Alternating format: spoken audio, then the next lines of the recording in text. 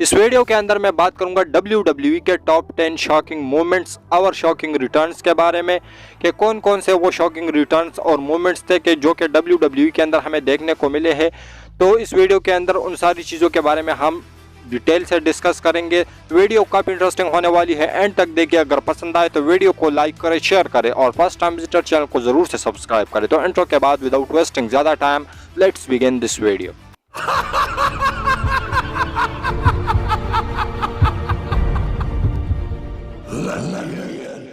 तो सबसे पहले आप लोगों को बताता चलूँ कि आज ऐसी कोई खास अपडेट नहीं थी, तो इसलिए मैंने सोचा कि टॉप 10 शॉकिंग मोमेंट्स और रिटर्न्स के बारे में बात करते हैं इस वीडियो के अंदर। तो अगर आप लोगों में किसी ने भी इन मोमेंट्स में से किसी भी मोमेंट्स या किसी भी शॉकिंग रिटर्न को देखा है तो उसके रिगार्डिंग ज़रूर कमेंट कर लेना।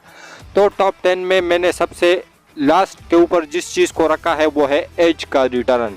तो 10 के ऊपर मैंने रखा हुआ है एज का रिटर्न। जब उन्होंने साल 2020 के अंदर रॉयल रंबल में अपना रिटर्न किया तो वो काफ़ी शॉकिंग मोमेंट था, और साथ ही में उन्होंने रॉयल रंबल भी जीती तो वो काफ़ी शॉकिंग मोमेंट था एज के फैंस के लिए, जो कि एज ने बहुत समय बाद अपना रिटर्न किया था। तो आप लोग इसके बारे में अपनी राय नीचे कमेंट सेक्शन में ज़रूर बताइए। नंबर 9 पर जिस चीज़ को मैंने रखा है वो है राउडी रोंडा रोजी का अटैक करना ट्रिपल एच और स्टेफनी मैकमैन के ऊपर। तो आप लोगों ने अगर इस चीज़ को लाइव देखा है तो इसके रिगार्डिंग ज़रूर कमेंट करना। लेकिन मैं आप लोगों को बताता चलूँ कि 2015 के रसलमेनिया में जो रॉक थे वो आए थे और स्टेफनी मैकमैन ने उसको एक थप्पड़ मारा था। तो ऐसे में रोंडा रोजी क्राउड में बैठी थी और रोंडा रोजी ने आकर रॉक की हेल्प की थी। उन्होंने ना सिर्फ स्टेफनी मैकमैन को आम बार लगाया बल्कि जो ट्रिपल एच है उसको भी पटक दिया था। तो वो काफ़ी शॉकिंग मोमेंट था और यहाँ पर क्राउड एकदम शॉक। तो ये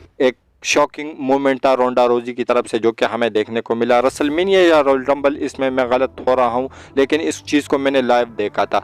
तो आप लोग इसके बारे में क्या कहोगे। इसके साथ नंबर 8 पर जिस चीज़ को मैंने रखा हुआ है वो है द शील्ड का डेब्यू, जहाँ पर 2012 के सर्वाइवर सीरीज़ में उन्होंने डेब्यू किया था, जहाँ पर अटैक किया था शील्ड ने। रैंडी ऑर्टन, ट्रिपल एच और साथ ही में बटिस्टा भी थे, एक और सुपरस्टार भी थे। लेकिन जो शील्ड थी वो उस समय एक गुमनाम फैक्शन थी और जो क्राउड था वो उस समय बिल्कुल शॉक था कि भाई ये तीनों बंदे कौन हैं जिन्होंने जो है अटैक किया। ट्रिपल एच, रैंडी ऑर्टन और साथ ही में बटिस्टा भी थे, तो इनके ऊपर जो शील्ड थी उन्होंने अटैक किया। तो ये काफ़ी शॉकिंग मोमेंट था। नंबर 7 की अगर हम बात करें तो यहाँ पर मैंने रखा हुआ है जॉन सीना का रिटर्न। तो जॉन सीना का जो रिटर्न था वो मनी इन द बैंक में हमें देखने को मिला था, जहां पर रोमन रेंस को उन्होंने कन्फ्रंट किया। बाद में समर स्लैम के अंदर उसका मैच भी हुआ जॉन सीना और रोमन रेंस का। तो ये काफ़ी शॉकिंग मोमेंट्स था और काफ़ी शॉकिंग रिटर्न था जॉन सीना का, जो कि किसी ने भी एक्सपेक्ट नहीं किया था। इसके बाद नंबर 6 की अगर हम बात करें तो नंबर 6 पर मैंने रखा हुआ है द रॉक का रिटर्न। तो द रॉक का रिटर्न रिसेंट में आप लोगों ने मंडे नाइट रॉ के अंदर देखा होगा, तो उसके रिटर्न को मैंने नंबर 6 पोजीशन पर रखा हुआ है, जो कि काफ़ी कमाल का रिटर्न था, जो कि एक अमेजिंग रिटर्न था। और उस चीज़ को देखकर जो फैंस थे वो काफ़ी शॉक थे और साथ में उन्होंने ये भी अनाउंसमेंट थी वो कर ली थी कि मैं ट्राइबल चीफ जो हेड ऑफ द टेबल है उसके ऊपर बैठूंगा। तो इस चीज़ से जो फैंस थे वो काफ़ी ज़्यादा खुश भी थे और काफ़ी ज़्यादा शॉक भी थे कि ये द रॉक ने क्या कह दिया।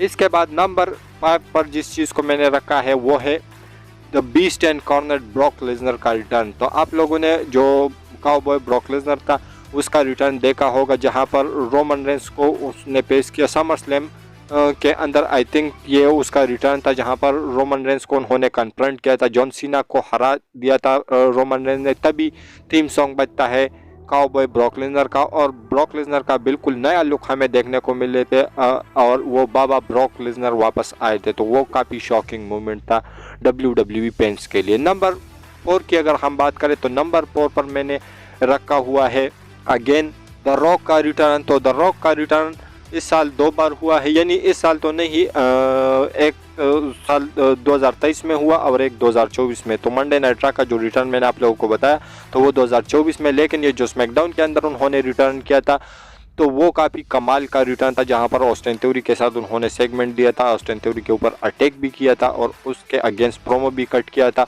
तो वो काफ़ी शॉकिंग रिटर्न था और रिटर्न के बारे में किसी को कोई अपडेट नहीं थी, किसी को कोई पता नहीं था, बल्कि शॉकिंग तरीके से रॉक का रिटर्न हमें देखने को मिला था स्मैकडाउन के इस एडिशन के अंदर। इसके बाद अगर नंबर 3 की हम बात करें तो नंबर 3 पर मैंने रखा हुआ है ब्रे वाइट के रिटर्न को। तो ब्रे वाइट जो थे वो रिलीज़ हो गए थे, अब तो वो अनफॉर्चुनेटली इस दुनिया के अंदर नहीं है, लेकिन जब उसको विंस मैकमैन ने रिलीज़ किया था, बाद में जब विंस मैकमैन जो थे वो कंट्रोल से हट गए थे, ट्रिपल एच कंट्रोल में आए थे, तभी जो ट्रिपल एच है उन्होंने एक्सट्रीम रूल्स के अंदर जो रिटर्न करवाया ब्रे वाइट का, तो वो काफ़ी कमाल धमाल और ज़बरदस्त रिटर्न था। और यहाँ पर जो फैंस थे वो बिल्कुल शौक थे, और साथ ही में उन्होंने अंकल हाउडी को भी इंट्रोड्यूस करवाया उस रिटर्न के बाद, तो वो काफ़ी शॉकिंग मोमेंट था जहाँ पर ब्रे वाइट का रिटर्न हमें एक्सट्रीम रूल्स के अंदर देखने को मिला। नंबर 2 की अगर हम बात करें तो नंबर 2 पर मैंने रखा हुआ है CM पंक के रिटर्न को। CM पंक का रिटर्न जो कि 2023 साल के अंदर हमें देखने को मिला सर्वाइवर सीरीज़ में, तो उसके बारे में सब लोगों को पता था, लेकिन ये 100% श्योर नहीं था कि CM पंक रिटर्न करेंगे WWE के अंदर या नहीं। लेकिन 9 साल बाद CM पंक का रिटर्न हमें WWE टेलीविज़न के ऊपर देखने को मिला, और वो भी सर्वाइवर सीरीज़ उसके होम टाउन शिकागो में। तो वो काफ़ी शॉकिंग मोमेंट था और फैंस बिल्कुल ऐसे शौक में थे कि ये क्या हो गया, ये पता नहीं हम लोग क्या देख रहे हैं। तो एक शॉकिंग मोमेंट हमें देखने को मिला CM पंक की तरफ से।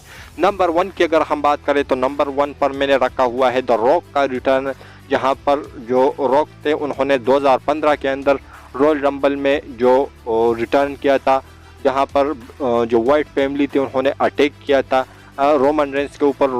और रोमन रेंस जो थे वो उस साल के रॉयल रंबल विनर भी थे, लेकिन रूसेव लास्ट में बाकी थे, और जो वाइट फैमिली थी उन्होंने अटैक किया रोमन रेंस के ऊपर और उसको एलिमिनेट करना चाहते थे। लेकिन तभी थीम सॉन्ग बजता है the people champ the rock का, और इसको देखकर जो फैंस थे वो बिल्कुल शॉक थे, और बिल्कुल ऐसे उस मोमेंट को मैं लाइव देख रहा था इस चीज़ को, तो पता नहीं उस टाइम पर जो मेरी एक्साइटमेंट थी वो बिल्कुल आसमान पर थी कि भाई अभी इस बंदे को कोई तो बचाएगा। यानी रोमन रेंस उस समय बिग डॉग एक बेबी फेस बंदा था, तो ऐसे में बिग डॉग के कैरेक्टर उस समय रोमन रेंस का चल रहा था, तो उस समय उसके लिए काफ़ी ज़्यादा फैंस जो है वो ऐसे दुआ कर रहे थे कि भाई अभी इस बंदे को कोई बचाएगा इस वाइट फैमिली से, ताकि वो ये रॉयल रंबल जीते। और तभी जो रॉक है वो आते हैं, वाइट फैमिली को भगा देते हैं वहाँ से अटैक करके। उसके बाद जो रोमन रेंस है वो स्पेयर लगाते हैं रूसेव को और उसको एलिमिनेट करके रॉयल रंबल में जीत जाते हैं। तो वो एक शॉकिंग मोमेंट था जो कि हमें देखने को मिला था द रॉक और रोमन रेंस के बीच में। और बाद में जो रॉक है उन्होंने हैंड भी रेस किया था रोमन रेंस का, तो वो एक शॉकिंग मोमेंट था जो कि हमें WWE के अंदर देखने को मिला। तो आप लोग इन सारे मोमेंट्स में से किस मोमेंट को आप लोगों ने लाइव देखा हुआ है उसके बारे में अपनी राय नीचे कमेंट सेक्शन में ज़रूर दीजिए। और हमारी ये जो आज की वीडियो थी यहीं तक की थी। अगर पसंद आए तो वीडियो को लाइक करें, शेयर करें और फर्स्ट टाइम विजिटर चैनल को जरूर से सब्सक्राइब करें, क्योंकि आप लोगों को हमेशा ऐसी इंटरेस्टिंग और लेटेस्ट वीडियोस देखने को मिलती रहती है। तो मिलता हूँ आपसे बहुत ही ज़्यादा जल्दी किसी और इंटरेस्टिंग वीडियो के साथ। Until that time stay healthy and keep watching Russell cage.